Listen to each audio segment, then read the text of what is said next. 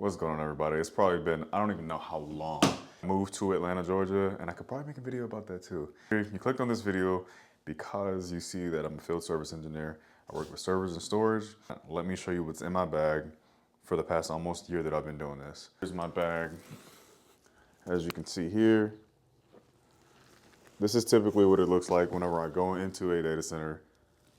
Trying to make sure I don't show any badges or anything. This is my laptop bag. So let's get started, shall we? Field service is exactly what it sounds like. You travel around to different sites. Some people are international, some people are just national, and some people are within the state or a metro area. I'm metro area. So we go around to different data centers in Atlanta, and we sort of do repairs, installs, and slight configurations to servers and storage. What are servers? These really big computers, you should probably already know this, that host data and services and applications and operating systems for companies, and sometimes LLMs or AI. Storage is exactly what it sounds like. It's attached storage. Think of them like a chassis, a server chassis with nothing but storage in it. And they have controllers that dictate how this storage gets configured and used. This is generally what I carry around on my hip. I don't always need all these things to specify. You're not gonna always need everything that you have, but it's when you don't have it, you're like, oh shit, I wish I had that. So of course, screwdrivers, different assortments. This is a ratcheting one, Amazon, box cutters, powered or electric screwdriver, and a torque wrench, as well as a digital one. So what you do is you set it to a certain pounds per square inch, and you can torque it to that, and it'll slip on that last turn right before it reaches that amount of pounds of force. So, and this is also a digital one. And you need that for when you're seating CPUs, sometimes in a system board and a server. 6-inch shaft bits, Torx ones specifically for CPUs, assortment of them. Scissors, sometimes to cut Velcro and or zip ties. These little removers to take out rack mounted screws or rack mounted nuts is what I'm thinking. And a bag of them. Markers, sometimes. This feels like show and tell. Flashlight. A flathead screwdriver. If you're taking out DIMMs, sometimes you don't want to use your hands. In case you drop a little screw, several screws go into servers, so you want to make sure you're able to pick it up. It's like a little wand or something. You have the extenders for certain bits that you want to add to a screwdriver, kind of like this. And you turn that sucker on, and like I said, an assortment of bits that I can show you. There you go. Right angle, twisty wrench thingy-mabob. I don't know what this is called, okay? I bought it. There's a name for everything. I can't remember all this. A little pry tool. Sometimes you would be surprised, but you need a little bit of assistance prying things open. I've used this once in an emergency, and it probably isn't even the right tool. Those pliers, sometimes you have stubborn things that don't want to come out. Magnetizer that, in my opinion, does not work. Snips, just in case, like I said, you got to cut something. Don't want to ever drop any screws, so a metal magnetic screw dish. Now I'm going to be moving on to connectivity. When you're in a data center and a network room or whatever the case may be, a lot of times, especially if it's high performance computing or AI, the fans are very, very loud. And in any instance, when your hands and eyes, you're the person that's on site communicating with cross-functional teams, teams that are remote, you can, due to a little chip embedded or sometimes a card that allows for something called out-of-band management. It's remote access to a server. Sometimes need to repair it and report back what you're seeing so they can correctly access it again. You need to have, I'm breathing hard because I was moving shit around. You need to have laptop keyboard. My keyboard doesn't work, so I have an external keyboard, but a laptop, some headphones, something that's good that filters out sound and preferably has a mic because once again, you're dealing with fans, loud fans. I work on some AI servers that honestly, the fans are so loud that sometimes I even have to walk out into a different aisle. Can you hear me? Yeah, yeah, yeah, it's back up. RJ45 to USB-A adapter. So it's just an Ethernet cable here. It goes into that, USB-A. Of course, the other end goes to my laptop. In order to get video so you can see these things boot up, they have these things called crash cards. And it's just a monitor and a keyboard. Or you can turn your laptop into one with these expensive crash card adapters. This little guy is doing something really cool with a chipset on the inside that allows you to have video with this VGA adapter and input from your keyboard with this. And then you just plug this guy into your laptop.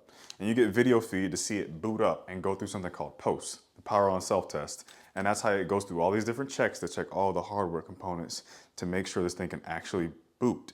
And then it detects the boot device to boot to the OS. Charger, other electronic equipment you might have, which you'll see in the next section. So these are just different power banks that I have.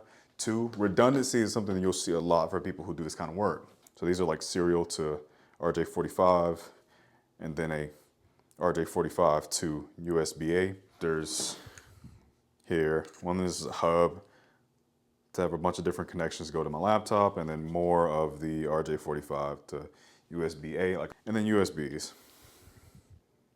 I have these sort of converter adapters. It changes a C to an A or an A to a C. It changes a C to an A. And so last but not least is the industry-specific, work-specific tools, the static mats. Now, if it doesn't have a ground on it, it's not a true static mat. There are ESD gloves. I have to say that I seldom use these, and these might be more for show than anything. Electric tape. And it's just to color code power cables that are going to get connected to the servers and let you know that one is white, one is red, or whatever color convention that they want to use, the customer. We got some painter's tape, I think it's called. And the reason this helps out is because you're working with data cables sometimes and you have to disconnect those, but you need to make sure that they go back to the right port. So sometimes I use this to mark, this is a left cable, or this goes to this port, because you want to make sure they go back to the proper ones. There are labels, but sometimes reading those location conventions, they're specific to customers and you might interpret it wrong. So it's good to just mark where you saw it pulling out, because we're arriving to the scene of a place that we don't go every day. So mark what you saw and put it back exactly where you found it. Velcro. This is used to help manage cables. Zip ties. We seldom use these because it's not so good, but with thick power cables, it's generally okay to use these. And there's some Velcro in there as well.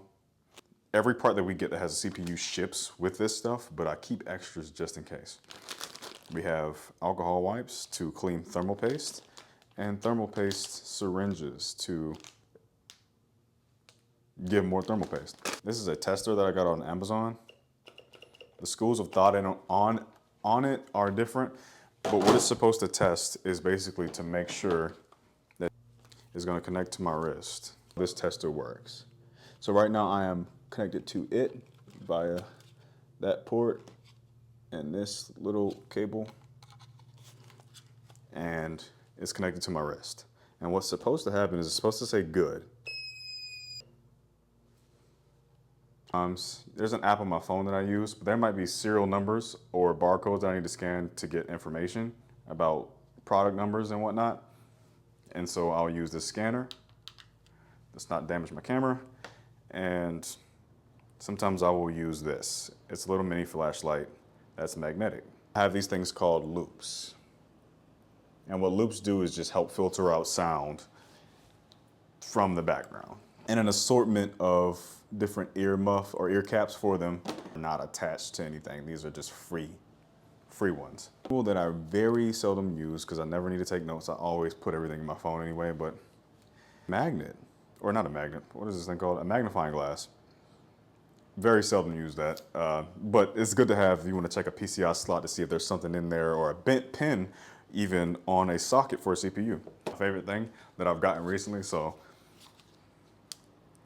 this is an air gun. A lot of people use canned air, but this is actually allegedly better. And how it works is it has 3 levels, and it's just an air gun. My favorite things, and when you use that to blow out maybe a RAM or a DIMM slot, it has some debris in it, so that DIMM isn't getting detected. And DIMM is just memory, a RAM stick. Sometimes there's debris that keeps those pins from connecting properly, and this will get that debris out of the way without you wanting to touch it and potentially damage something. Or even the CPU pin has something on it. This video has been the first video in, I think, years since I've created anything, and just want to give you guys an update. I think I'll do more updates if this gets any traction. Hopefully it's not too long for people's attention spans, but this is Devontae. It's been fun making this. It's been fun working as a field service person, but it's time to move on to new things, much like life, and I guess I'll keep you updated. Thanks for watching, and I hope you like and comment and do all that stuff that YouTube wants you to do.